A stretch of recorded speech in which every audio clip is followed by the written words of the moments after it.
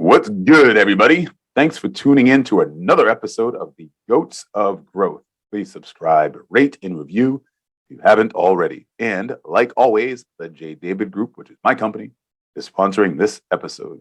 We help recruit today's go-to-market teams that will lead the next generation of unicorns. Email me, web@thejdavidgroup.com to learn more about how we can help. And don't forget, I'm working on a book called The Goats of Growth, which inspired the name of this podcast, The Untold Stories of the Greatest Revenue Leaders of All Time, which is due out by the end of 2023. So please follow me on LinkedIn for more updates about that.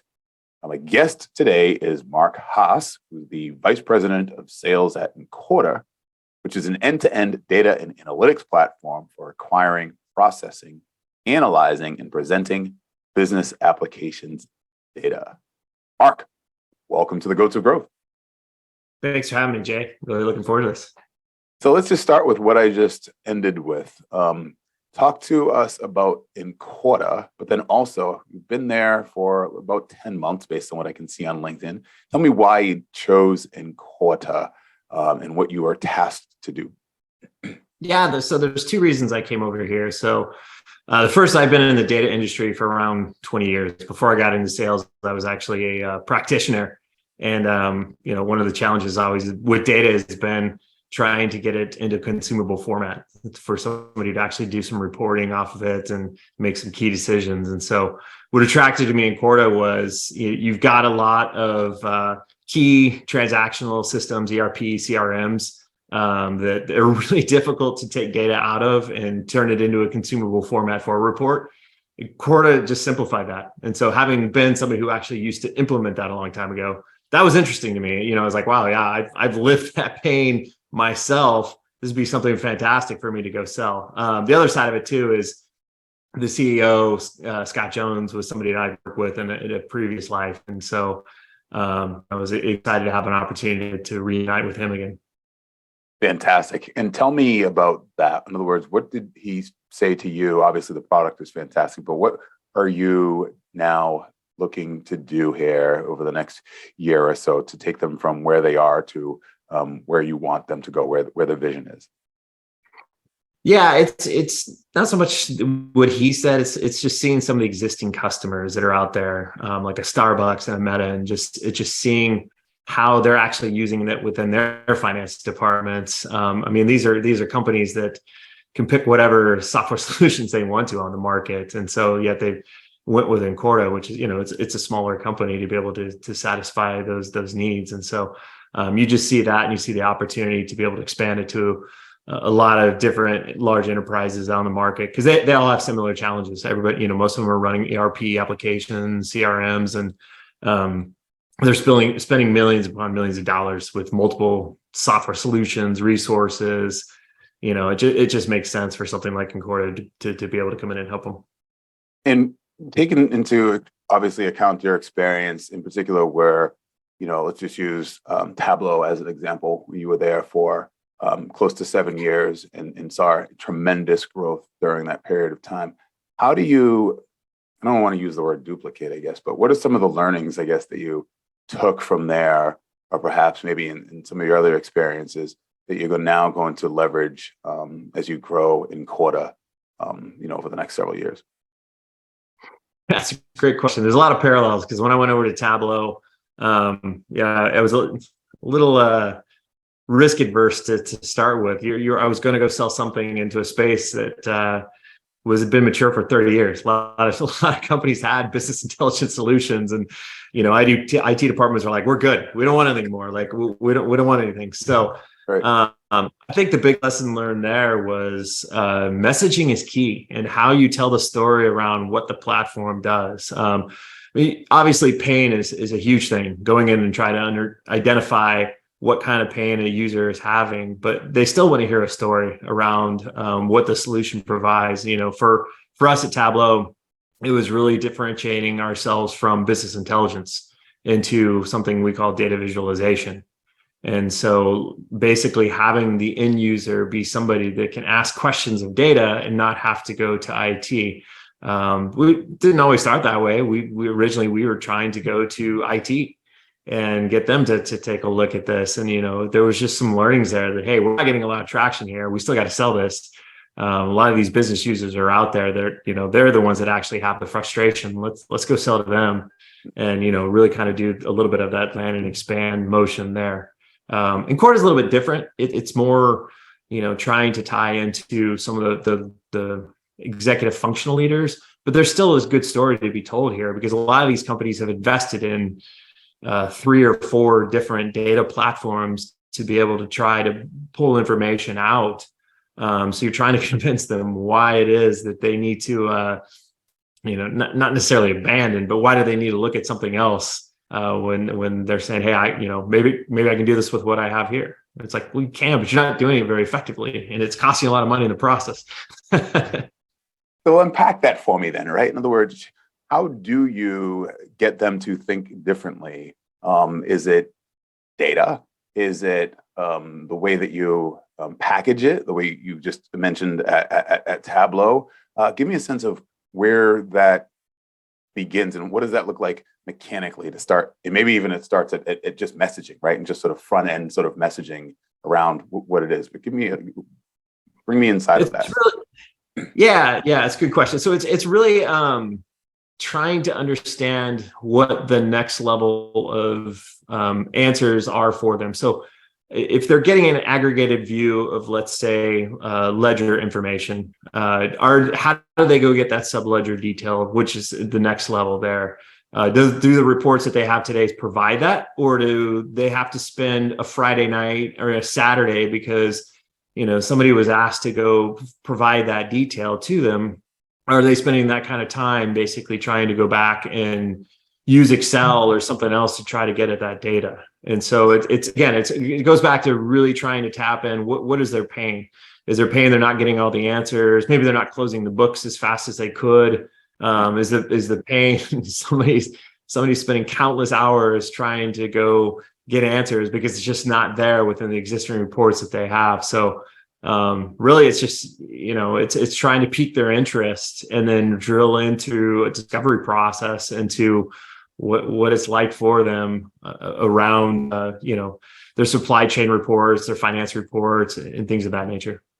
And as you start to build the team or continue to build the team, I know one of the things that we talked about in our pre-interview is your ability to execute, right? Where you go from 2 enterprise sales people to 8 enterprise sales people, where you go from one sales motion to another sales motion, and to really get the team rallied around a shared vision and a shared direction. Talk to me about that in terms of how you're able to do that and where that comes from. Yeah, the size of the company we're at right now, there's a lot of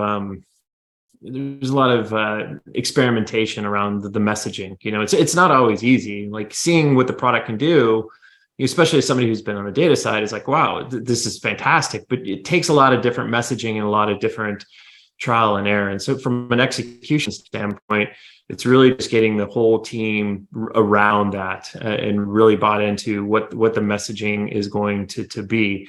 And then just like anything else, whether it's, sports or, theater, dance, whatever, you got to practice. You got to do the same thing over and over and over and over again. And if you don't do it, then you're not going to get really good at it. So you just got to, continue to work as a team and iterate and get better and better and better until you find something that sticks. So we use a lot of Gong here. I love that tool. And you go through and you can see a lot of what's really working well for in certain instances, what's messaging well, what are the things that people are picking up on, what are they not, and then just really trying to go back and talk to the team individually or as a collective whole around what we need to change so that we can be more effective in getting our message across. And did you created and built the playbook there when you got there? Is that correct, or was there? No. There was a playbook already in place here. Yeah. There was. Okay, cool. And with that, when you have a playbook that is presumably working, how do you, well, first of all, let me ask you, when you come in and there is a playbook, how how much of that are you leaning on and looking at and saying, okay, this is working, but this needs to change, or nothing needs to change. And if nothing needs to change, then really what we're doing is just doubling down on what's already working. And then what does that doubling down look like, I guess? Yeah, just using metrics just to see how well are we creating pipeline, how well are we doing in terms of converting meetings. It's a lot of those leading indicators of how well are we going to be successful in converting these meetings into an opportunity. So you look at a lot of that, and then you have to iterate from there. So, we've done things here like pipeline generation competitions just to really get the team rallied around it and really help to drive pipeline. We've changed things up. I think creativity is key when you're doing pipeline generation. You got to try a lot of different things. You see a lot of reps they'll lean into only email and cold calling and not try to do other things like LinkedIn or video or, you and I talked a little bit on the pre-call about these direct mailer campaigns. When I was in IC, they didn't have things like Alice and Sendoso that would help you there. You had to do it yourself, but those can be effective too, especially with people going back to the office. Your point is you're trying to capture interest, get your message across so that you can have the meeting so that you can, do a little bit more discovery and then advance it from there. And we use analytics and we try different things here to really try to advance it. And I think that helps to adapt the playbook some. Once we find something that really works, like recently it's been LinkedIn, have a lot of success with InMails. And so it's like, okay, let's adapt the playbook that way. And how do you mentioned creativity? It takes a lot of creativity. How do you separate or parse, I guess, creativity from individuality, I guess, or maverick, if you will, right? In other words, like you have this one person that seems to be doing it one way, right? And that person's all right brain and they're creative and they're coming up with things, but you can't necessarily as a leader duplicate that across the entire organization. Or maybe you can, I guess, if there's something solid that person's actually doing that you can look at and say, okay, this is working, everybody switch chairs. Do you know what I'm trying to get at? Like, how do you actually make sure that you're inspiring creativity without allowing people, I guess, to go rogue? Yeah, it's I like to recognize those type of efforts, so when somebody does something like that, it's calling out the creativity, especially if they were able to land a meeting with some sort of unique approach. Mm-hmm. That I'll call that out typically in a team meeting or an email or something. And then usually the curiosity of the other team members pops up and they want to learn more. They want to see, okay, can we understand what you did? And we'll set up 30 minutes and have the rep go through what it is that they did. And from there, it's up to that person to decide, do they want to try to replicate it? Or I've seen it inspire other ideas where people are like, hey, that was really cool, but I could maybe go do it this way. That's a little bit different. And so it's not so much just trying to force a certain thing, like, hey, if you're going to send a book out, like everybody needs to go send a book out. Like that might not work in every single situation. Maybe it's something that's the prospect's college, like a shirt or something like that. You got to find different ways to kind of break through the monotony, break through all the noise. As I showed my team, sometimes when I go into an organization, I'll talk about my pillars of success. And I put up a Where's Waldo picture. It's this crazy one. And everybody's just kind of looking at me like, well, what is that for? And I'm like, that's an executive's inbox right now. And if you want to get through to them, you got to be Waldo.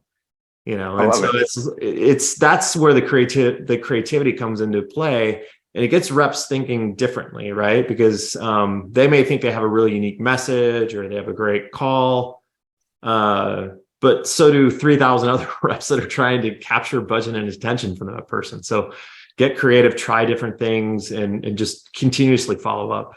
I'm trying to envision what you just showed your reps. So walk me through that again. What are you showing them to show the busy inbox? Paint that picture for me again. It's literally a picture of, I found it on the internet. I just did a Where's Waldo search. I think it's one of the first ones that pops up. It's like, I believe it's like a castle, and you've got like thousands of people everywhere that look fairly similar, and there's Waldo like hidden somewhere. Right. But that's, when I was thinking about, going back to my early days at Tableau, it was hard to capture attention. Again, we were selling something that people already had. And so myself and another colleague, and one of my colleagues he was being really creative. And I sat down with him, worked with him and said, hey, I want to pick your brain. I want to learn how to do this. And, through that motion and being able to get these high executive meetings, that stuck with me. And so I've always encouraged it with my team. It's, you have to be detail oriented. You have to execute. Absolutely. Right. Sales is an art and a science, but I think there's a creative element of it as well, because buyers are getting smarter every single day. People are, they're already tired of emails, especially these large enterprise companies are, they're putting you on spam lists if you have too many outreach or sales loft type emails come out there. People aren't necessarily full-time back at the office unless you have their cell phone. You're going straight to voicemail, right? So it's like, again, you have to find some unique ways in order to capture their attention as part of that follow-up process. And that just takes some creativity. So maybe this was a tough question to answer here on a podcast, but I'll ask it anyways. And if you tell me you need some thought, then come back to it. But like, what are some of the ways that you're seeing or have used or are using to capture the attention of the folks that you want to capture? I'm not asking you to give away trade secrets necessarily, but just give me high level in terms of what that looks like. And I know you mentioned LinkedIn as an example, but tell me what have you found out, or what have you solved, I guess? It's no secret sauce. It's just doing a little bit of homework on the organization of the person, right? Just like, where we've had success in LinkedIn is somebody just spending like 5 minutes going in activity history and just trying to see, does this person have specific posts that are out there? Maybe either they're posting about something that they've done at work, or maybe there's something personal, and then you just tailor the message short and sweet and send it through InMail. And then you got to stay consistent with it. A lot of times I think reps just stop after 2 or 3 tries and just move on. You're not going to capture an executive's attention in 2 to 3 tries. You've got to stay with it, 8 to 12 tries and until you get that. And it's again, it's no secret. It's just trying to do some research on the company or that person. Do they speak at a conference? Did they have a recent blog post or something like that? And just trying to relate to that. And that's similar when I talked about some of the mailer campaigns. Like if you're going to send something in Sendoso or Alice, like anything you send out, especially if it's to an executive that's out there, there's got to be some level of personalization, because everything else just looks the same. I mean, I get a lot of inbound emails from different vendors wanting to sell sales productivity tools. And, I'm sure you see them too. Like they all look the same. Most of them I could put them side by side and they just have different product names. And like, that's not going to stand out to me. Like if you want to be Waldo, you really need to find a unique message that's going to click with that person. And that's everybody's challenge. Yeah. One of the things that I've found seems to work is, let's give that LinkedIn example. And let's say there's, 10, 20 people that you want to target as an example. Start following them on LinkedIn. And then when they're posting something, to your point, you comment, you engage in some way. So then when you're sending that in InMail or sending a follow-up email, whatever it might be, maybe your name is now recognizable because you've been engaging with their content over a period of, 30 days, 60 days, whatever. And then all of a sudden, maybe they'll be more open to that, right? Yeah. And I mean, you can train to that too. We actually, not here, but when I was at Tableau, we'd run a competition. We spoke to the CIO ahead of time and said, hey, we're going to do a competition. We're not going to tell the AEs, and we actually had the BDR organization involved too. Like, we're not going to tell anybody that we're doing this. We're just, 2 hours in the morning, we're going to run a competition. And we had some prizes on it. And what it was is you got to send an email to the CIO, and he's going to judge them, and he's going to say like which one was the best. And the ones that he called out the different ones that captured his attention. They were all very personalized. They called upon something. I think it was a recent blog post or article that he had done. It was interesting. The BDR ended up winning the whole competition, which I loved because obviously you had these very tenured reps who were like, man, I wanted to win that. And so it created some competitive juices, but also showcased that, yeah, you've got to spend a little bit of time and effort, not tons of time. You don't want to do analysis paralysis, but if you're just taking something that's going to be generic and blank, and you're essentially probably wasting your time. The odds of that converting is incredibly rare. So, okay. So then that begs the question, which sounds to me like you just answered it, but if you're prospecting and building lists, and let's say, for instance, you have a whole day, call it 8 hours, and your AE emails or reaches out to, I don't know, 30 people in that period of time, or 40, right? In other words, they're doing the research, they're whatever an adequate amount of time is in order to personalize each message. And then you have another account executive who builds lead lists at scale, and they're putting out, say, 100 emails in a day, or 300, whatever, right? Hundreds of emails in a day. So you're saying basically the former would be more effective and more successful based on the experience that you've had? Just based on conversion percentages too, that you see out there, because then when you have some of these generic messages that go out, I've just seen the conversions on them being incredibly low on that, and especially that when you want to get to an actual executive buyer, somebody that's actually has the budget, has a decision-making authority, more and more they're just hitting delete, and if it looks like that. And so it's worth the time and effort to do some personalization. I put a LinkedIn post out, I think last week, about this is earnings season right now. We've got annual reports that are coming out. They came out last week, this week, they're going to continue. It's like, spend a little bit of time going in there and try to understand what are the top line initiatives? What are the risks, especially in a recession? There's a lot of sellers that are out there right now that have never sold into a recession. I actually started carrying a bag in 2008, right after the Great Recession, selling to financial services like regional banks there, and what stuck was risk of regulation. There was, back then it was Dodd-Frank. A lot of these companies had to quickly adopt to that. And so that became a pain point that we could sell into from a data perspective. Sellers today are going to have to find very, very similar pain points. They're going to have to find some associated risk to be able to, capture that budget this year. You're not going to do that just through generic outreach and, hey, here's my product and the whiz bangs and things that it does. It's going to be really tapping into what this company cares about, which is going to take some time and effort to understand what that is. I want to go back to something you alluded to, which was, I think you were sharing it with your team, which is pillars of success.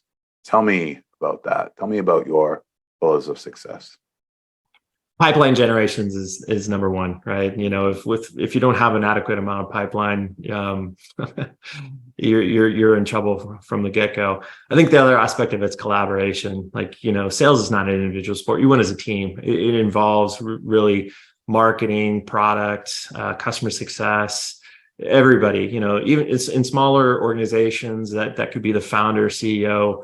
Really, everybody's got to get involved to help move these deals along, especially in large enterprises, because you're going to have a lot of different meetings. You're going to have a lot of stakeholders. So you really need to make sure that everybody plays a part.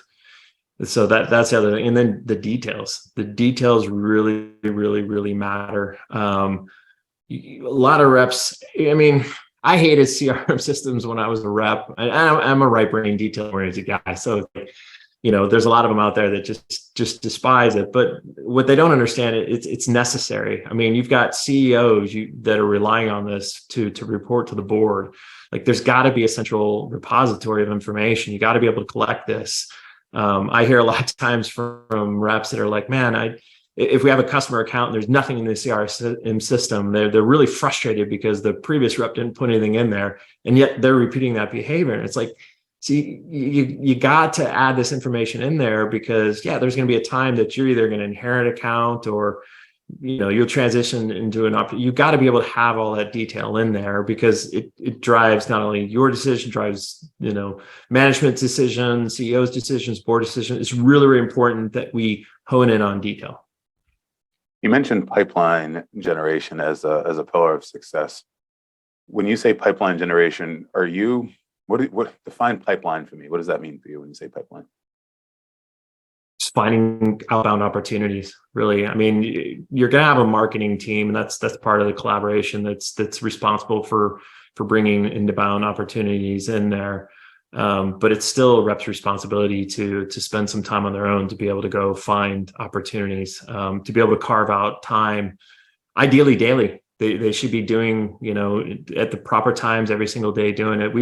We've done some instances in Incorda and at other companies where we have pipeline generation days, like try to eliminate any of the internal meetings, try to limit the customer meetings, just really focus on building up the pipeline. Because if you can build up a healthy enough pipeline, your opportunity for success increases. So I think that's why it's got to really be the number one driver for reps to really focus on that. Unfortunately, a lot of times it's what they try to kick down the can. You get a customer meeting or something internally. It's sometimes what reps try to pass over, and I think that's a big mistake. It needs to be one of the most important things you can do on a daily basis. And that's why I asked the question the way that I did, because I was wondering where you were thinking marketing fit into that whole pipeline generation. Obviously, when you were talking about collaboration, of course, having marketing in there. But I'm inferring from your answer that you can't necessarily. It depends on the organization, I guess, but you can't necessarily rely on marketing 100%, so to speak, to fill the pipeline. Yeah, there's a lot of different go-to-market motions that are out there. Product-led growth is a really, really popular one that's out there, obviously, where you have a lot of inbound traffic. But then there's a lot of sales-led growth motions that are out there, or top-down type selling, where you may not have as many leads. I mean, in those scenarios, you're really responsible for a large chunk of the pipeline generation. And so that's where you've got to have the discipline, and you've got to put the time in to fill the funnel. I've seen organizations where marketing is responsible for a set percentage of opportunities. The channel and the partner teams may be responsible for a certain percentage, but then there's always a certain percentage that falls back to the rep itself. And as I tell my team, just whatever that is, just up it even further, because you gotta be masters of your own destiny. Yeah, for sure. Is there a particular, and maybe this is based on your own experience, maybe it just varies, of course, from company to company, and also within, frankly, one particular go-to-market motion from another, but the multiple of the pipeline in order to get to the amount or the revenue that you're looking for. So if I'm a rep on your team, I have $1 million quota. What should my pipeline be? I guess, in order to get to that million? Most companies stick to a 3x rule of thumb. I've seen that for close to 20 years. I mean, it's kind of the rule of thumb. I think over time you can start to measure that. If you start to look at your top performers, the people that are going to President's Club, you have to have a certain set of data over a number of years to see what that is. But I recall from the days of Tableau, over the years we were there, 1.6 was typically the sweet spot. Like if a rep got that and you executed really well, you were going to have a really good year. I'm trying to think, it's Smartsheet, I think it was somewhere around 1.7. So it wasn't that 3x multiplier that you typically see. But if you don't have the data, if you're not capturing it, if you don't have an understanding, or you're a smaller organization, 3x is usually a good rule of thumb. And some of that comes from what is your win percentage? Right. Like what does that look like? So if it's around 34%, then there you go. Right. Exactly. Right. And that's the thing. That's interesting, because obviously pipeline generation is one thing, and then there's so many other components to getting the sale, right? To actually closing it, that affect everything else, right? But going back to your point, though, obviously pipeline covers bad conversion, if you will.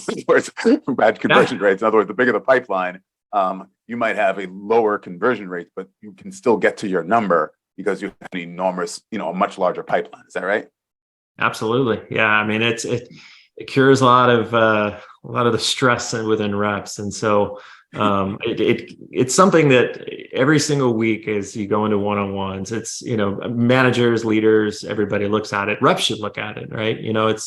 I try to tell my team, like there's some accountability like that you need to take from the standpoint of understanding your numbers and really setting goals for yourself week in, week out, and what you want to go achieve. And if you're not looking at what your pipeline ratio is for the year, if you're just kind of going at it willy-nilly, like you're gonna have a rough go. Well, let me ask you this, speaking of just sort of how to measure things, because when you're looking at somebody's pipeline, are you looking at the number of potential, call them leads and or new opportunities that are entering the pipeline? Or are you looking at the potential value for those opportunities? Because obviously some are going to be larger than others, right? And so as a leader, are you a manager? Are you looking at, like, what are you looking at? What do you tell me about that? What are you considering? Both, like looking at the leads, like what's coming in that still needs to maybe be additionally qualified by the SDR team, or maybe even qualified by the rep. Then also like the things that they're creating too, because early on when you've just had an initial conversation, you've got some mutual interest. You've seen that there could be something there, but I got to go vet this out a little bit further, right? I got to find out what kind of budget do they have, how big of a problem this is. So then some of the numbers that go into the system, or early stages are a little bit of a guess for them. And so I think you got to look at all stages of the pipeline and just continue to keep an eye on it, as well as the leads. So how do you get from here to there, right? In other words, how do you go from, as you're thinking about in Quota in the future and some of the success that you've had in the past, obviously, and you've seen in the past, how do you get it to scale? Like, how do you go from, as you mentioned on your LinkedIn profile, from 18 million to a billion, or from 60 million to a billion over a period of time? Like, what does that look like? What do you need to do? What needs to be done right from between now and then in order to make that happen over the next, 5 to 10 years? Yeah, that's a lot. I mean, it's a it's a lot of scale. I look at how like Tableau evolved from when I was there to where it eventually got bought by Salesforce. So a lot of internal collaboration is a lot of working together as a team across different departments. As the organization matures, as you get more revenue, there's going to be a bigger onus on just maintaining the customers and maintaining that customer experience. I think community plays a big part in this too. I feel like one of the aspects of what made Tableau really successful, that makes Smartsheet successful today, is you just have a fanatical user base. They just absolutely love the products. They talk about it. If you look at Tableau, there's tweets about it constantly from the users, and so that helps as well. So as you start to scale that out, then you really need to start to partner a lot more with sales, with marketing, with product, and you just continue to grow that motion out. So it also, there's going to be a lot of tailoring and a lot of adjusting of messaging, because as you have success, others are going to come into the market and they're going to see and they're going to hear the messaging that you're having, and they're going to adapt it and they're going to try to make it their own. And as that happens, you've got to start to tailor some of your messaging to, again, to uniquely touch on your value proposition, to make sure that they understand how you're different from the competitor, because that actually happens a lot. I saw that happen quite a bit at Tableau as more BI vendors came into the marketplace, more data visualization vendors came into the marketplace, that, they started to adopt a lot of the same messaging. You got to continuously change it up. Assuming you mean by messaging, you mean the publicly facing messaging, right? In other words, what you're putting on your website and the product and that type of stuff. Or are you even talking about what you're, just communicating with in presentations and yeah. Oh, wow. Yeah, it's both, but I mean, I would say it's more from the sales perspective. How are you communicating, and from a messaging standpoint? Because early on, you're going from trying to really talk about their pain and trying to tie it to what you're doing from what you're doing from the product perspective, and then we put a lot of emphasis in the storytelling. We actually had different trainers come out to really teach the reps how to do limbic openings, how to tell that story. at the very, very beginning that really captures the attention of the person on the other side. Because you could probably see it in Zoom meetings. You get on there and there's certain instances of the meeting where the person jumps off camera, or they're fiddling around, they're doing something in the background. And so it's being able to watch that, have the right messaging that kind of draws them back in, that makes sure that the conversation continues. And so that's constantly got to be adapted. You have to train the sales team how to do that. It's always iterating and training and upskilling the team. You said limbic openings. Is that, I never heard that. What is that? It's really just it's that story that kind of sticks in your mind. Like I'm a big movie buff, and I always my wife would always make fun of me because I'd remember stupid movie quotes, and then something else that's out there that's much more important I couldn't remember, but it's the stories stick in your mind. Mm-hmm. So if you tell a story, then it's more likely to be remembered. And so that's why when you do a presentation, one of the things we really honed in on is get that story out there. Maybe it's a customer story, maybe it's your own personal journey. We would sometimes at previous companies tell the original founder story, which I always thought is really, really compelling. Everywhere I go, I want to talk to the founder, like, what was that original vision? Why did you come up with this? Because then I can take that and I can make it into my own message and disseminate that to the team. And then I tell them, hey, don't just repeat what I said, personalize that, turn that into something that is yours so that it comes off and it's that story.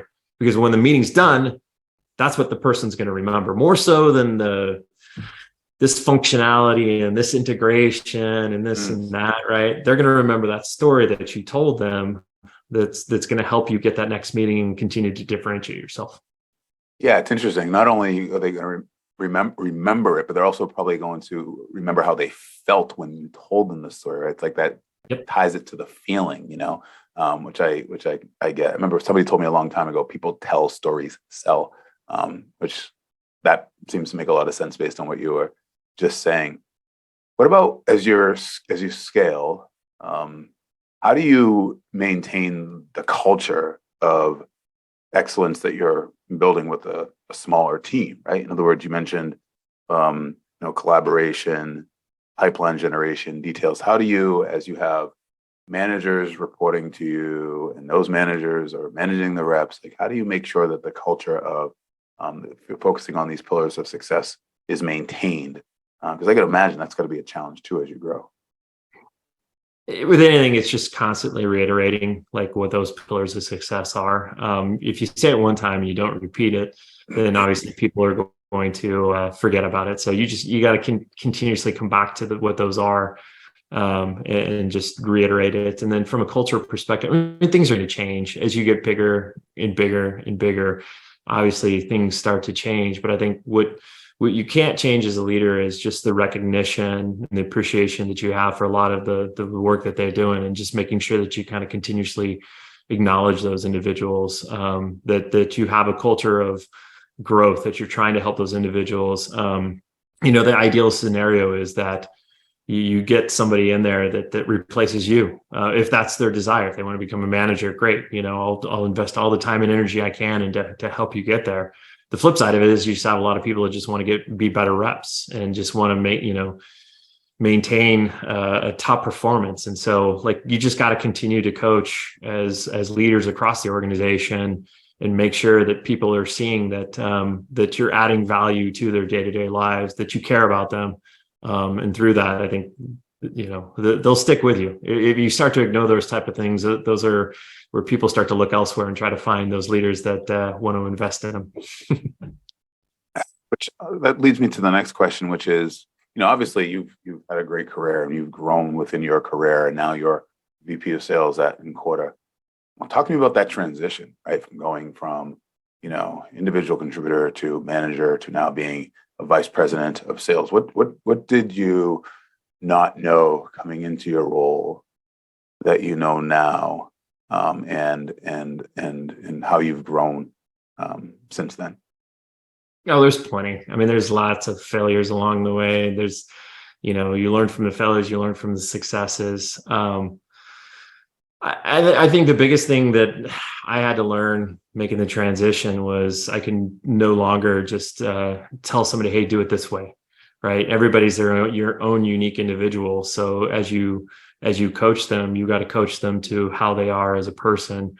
And you obviously try to find the areas of weakness and try to help them there. But at the end of the day, they're going to do it their way. You can't just, as a leader, come in there and basically just try to put your will on them and hope that they turn into you. So I think that's where you see a lot of people have success, and that's where you see a lot of leaders have frustration too. It's not for everybody.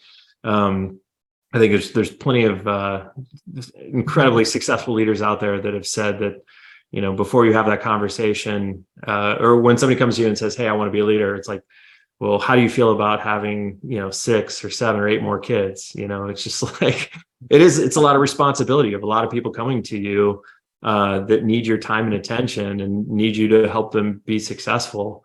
And so like, if you don't have really a servant mentality to be able to help them get better, to be able to serve them, then you're going to burn out as well, and you're not going to really do them a justice. Culturally, they'll feel it, and they might start to look elsewhere.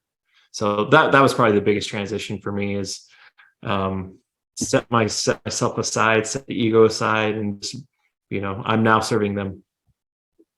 Talk to me about the people that you do want on your team, as you start to evaluate talent and continue to grow. What are you looking for? And I guess maybe even what have you seen in some of the top reps and perhaps yourself that tend to track towards success? Curiosity. Somebody who's just like intellectually curious.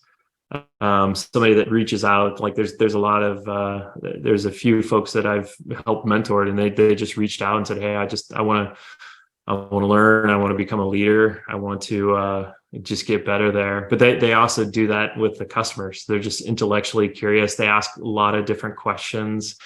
Grit can't be underestimated. I think that's one of the top traits of a good rep. And somebody once asked me, they're like, "Well, how do you measure grit?" I think you can ask a lot of questions about, areas within their career, within their life where they've had challenges. Like, how did you handle that challenge? Did you walk away? Did you give up, or did you really try to push through it and try to solve for that challenge? So that's the other area that I really, really look for. Someone who acknowledges the team and realizes that they're not doing it themselves. Those winning emails will always go out. And is that person putting in there like, "Hey, there was this product manager that came on this call. Kudos to that person. The system engineer, the customer success." Like, are they calling those different individuals out, or are they making it about themselves? So that's the other aspect of it too. And then just the overall nature. Do other reps gravitate to them, or do other leaders gravitate to them? Are they mentoring their own peers? Are they mentoring others within the organization? Like those are the individuals that I've constantly seen not only be successful reps, but eventually become very successful leaders. Yeah, curiosity, grit, team oriented, and having a leadership quality to them before they even get the title of leader, if you will, right? Yeah, I mean, there's some natural leaders that just never want to get into leadership, right? They're happy having their patch, and at the end of the day, they go on their business, but like they're still leading a team from a selling effort. They're still leading system engineers. They're still leading their BDRs, and it's really important to rally all those people around them, especially in complex sales cycles. So like you've got to be a good leader to get everybody bought in to want to be able to help you. Yeah, for sure. I want to come back to grit for a second as well, because I've been thinking a lot about grit. It's been coming up in the interviews that I've been doing. Mentioned the book, the Goats of Growth book that I'm doing, and I feel like it is overlooked a lot in some of the successes that people have had. And I remember I was at a conference and folks were on stage giving presentations, and everybody is sitting there taking pictures of their slides about how they went from 1 million to 1 billion over a period of time. And all I kept thinking about as people were taking pictures of the slides was the amount of grit that it actually took and that it takes in order to get from point A to point B, so to speak, right? To get from a million to 100 million, or 100 million to a billion, and so forth. And that's one of the things that is coming out just in the interviews that I've been doing for the book is that grit, right? It's like that stick to itiveness. It's that determination to make it through what is a tough time and come out the other side, right? And to hang in there. And then I think it's different from resilience, because resiliency to me is when you've had that setback, right? In other words, you've had that failure, you've seen the bottom, right? Do you get back up and keep going, right? To me, that's resiliency, which obviously is a necessary trait too as well. But grit, and just sort of getting through that, right? You talk about the messaging and changing the messaging over time, and like that takes a lot of grit and stick to itness to actually be able to do it. So it's fascinating. Yeah. You see a lot of competitive personalities in sales. And there's a reason for that. I mean, competitive people are generally very, very gritty. Not all cases, but for the most part, they've done something in their lives that they really had to put a lot of time and effort into. So I think, and they're not afraid to take on the challenge of hearing no over and over and over and over again. Right. Exactly. Well, fantastic. Well, I'm glad you didn't say no to this interview, because it's been fantastic, for sure. And I'm learning a lot. But you want to jump into the rapid fire 5? Yeah, shoot. All right, here we go. So first question, what motivates you? What motivates me is just new challenges. Just trying something that's outside of my comfort zones that just allows me to learn. And so, I mean, there's elements of it within my current career. Like right now, I'm taking a CMO school to try to learn like what are the pain points of a CMO. The other side outside of it is I want to do more real estate investing. I want to do different things. So, just really challenging myself is what motivates me. Love it. Name a big goal you have right now, and when would you like to accomplish it? Oh boy, a big goal that I have right now is back on the real estate side. It's a little bit of a side hustle. I ideally would like to have a little portfolio of long-term rentals by the end of the year. We'll see how the market goes. What do you call little? Are you talking 2? Are you talking 5? Under 5. So yeah, I mean, probably under 5. Okay, got it. What's your most preferred way to learn new information and to stay sharp? I use a lot of different techniques. Podcasts, love podcasts. I'll do those at the gym constantly. While everybody's listening to music, I'm doing a podcast trying to learn. Books. Both I do Audible, I do paper, and then I also do continual learning. So I'm a member of Pavilion, and I thought they've done a fantastic job of putting different courses out there and hearing from different people. And that's also networking too. So I think as many avenues as you can to try to learn, like you're just going to continue to grow. How many hours of sleep do you average per night? Oh man, I'd say 7. I'd love to get 8, but it's just hard to come by. I'm with you there, my friend. I'm with you there. What's your favorite thing to do when you aren't working? My girls are both in competitive volleyball. So I just love just going to their practices, going to their games when I can, just watching them do something that they love. So that just brings me a lot of joy. Outside of that, I love to cycle. I got into it 11 years ago doing a ride for the MS Society, and just kind of fell in love with it. So I love to get out and try to cycle when I can.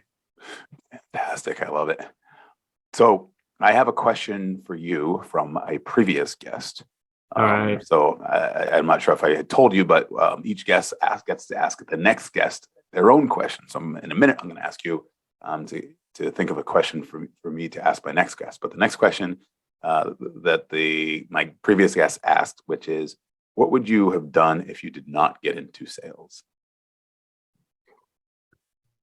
Oh, if I hadn't got into sales, I probably would have stayed more in the consulting side that I did before, and just continued to consult for companies that are out there. I love solving problems, so sales was another way for me to solve problems. Yeah, yep, it's right. The other side of the coin, Yep. Literally, Yep. literally. Okay. So what question can you think of that you would like for me to ask my next guest? What is the one location that, or what one location you want to go to that you haven't traveled to before? Some exotic location. Love it. What one location would you want to travel to that you haven't traveled to before? Fantastic. That's a great question. Love it. Mark, how can people get in touch with you to say thank you, perhaps apply for a role there in Coda, or maybe even just ask a question that I didn't ask? LinkedIn. I'm on LinkedIn. Just feel free to shoot me an email, or just feel free to connect. I usually respond to almost everybody that I connect with. Make sure you use the goats of growth in your subject line, everybody, so that he can Absolutely pay special attention to it. He talked about differentiating in your messaging and personalizing something, right? Well, this is something that you can certainly personalize for sure. Actually, Mark, do you want to mention, are you hiring, and which positions are you hiring for? Because maybe people want to know more. Yeah, there's some sales roles that are open at the moment, some roles across some of the different organizations. So I think just go out to the careers page is probably the best way to see what's out and available. Fabulous. Did I pronounce I didn't even ask you initially. Did I pronounce your last name correctly? Is it Haas? It's Haas, yeah. Haas. It's, yeah. Texas, when I moved down there, everything was Haas. That's true. What's up, Haas? Yep. That's right. I have a friend who always calls me Haas. So funny. All right, Mark. Mark Haas, thank you for participating in the Goats of Growth. Appreciate it, Jay. Thank you. Bye, everybody. Cue the music.